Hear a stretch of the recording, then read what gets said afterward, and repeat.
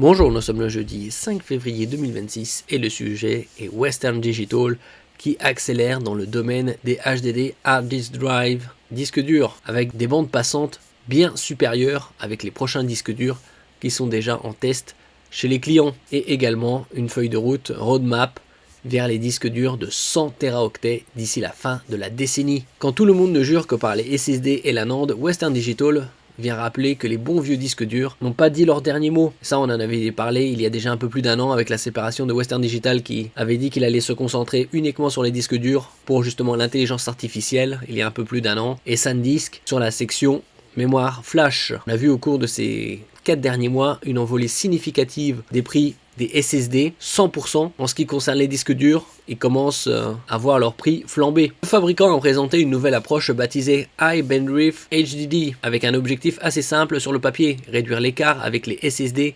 QLC, non pas en changeant la technologie de stockage, mais en faisant sauter un verrou historique des disques durs, à savoir la bande passante en entrée et sortie, jusqu'à 4 fois supérieure.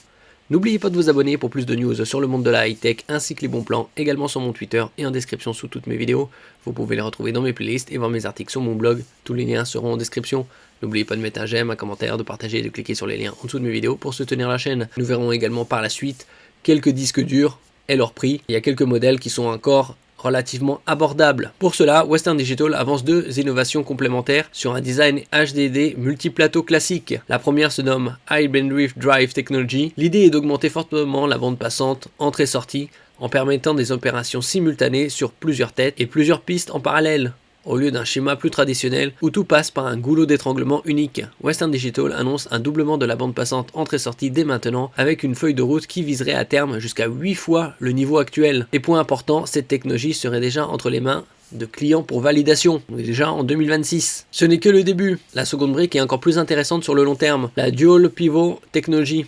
Là où certaines approches Dual Actuator du passé pouvaient imposer des compromis, notamment sur la capacité selon l'implémentation, Western Digital parle ici d'un second pivot avec un second ensemble d'actionneurs indépendants. Traduction, plus de flexibilité mécanique sans sacrifier l'objectif de densité. Mieux, cette architecture permettrait d'intégrer davantage de plateaux dans un format standard 3,5 pouces, donc de pousser la capacité à la hausse tout en améliorant les performances.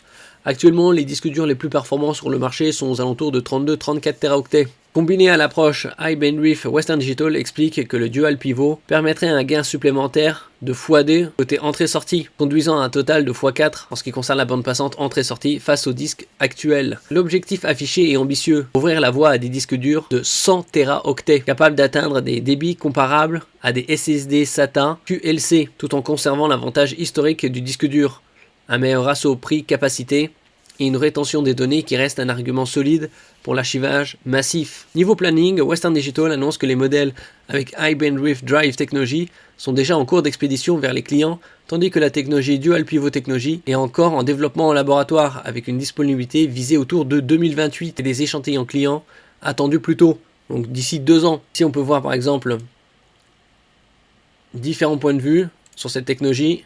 High Bandwidth Drive Technology, on passe du simple au double, de 273 mégaoctets par seconde à 554. Et ici la technologie Dual Pivot vers des disques hybrides. Et ce n'est pas fini, Western Digital travaille sur des Power Optimized HDD, une sorte d'entre-deux entre la bande magnétique et le HDD classique. L'idée est de viser le stockage froid des data centers, notamment IA. On en avait parlé il y a un an avec la séparation entre Western Digital et SanDisk. Western Digital se concentrait exclusivement sur les disques durs, notamment avec l'intelligence artificielle à destination des data centers IA, mais avec un accès en secondes et non en heures comme sur bande. Ces disques sacrifieraient une partie des performances en accès aléatoire au profit de la capacité et d'une consommation en baisse. Western Digital évoque environ moins 20%, tout en conservant un accès sub-seconde que la bande ne peut pas offrir. Les premières unités pour qualification client sont attendues en 2027, donc l'année prochaine. Ici on peut voir par exemple actuellement des disques durs de 12 Teraoctets avec 512 mégaoctets de cache. On en avait parlé il y a quelques semaines. C'était aux alentours de 280 €. Ici c'est à 348. Des modèles de 14 Teraoctets pour une vingtaine d'euros de plus à 369 €. Western Digital.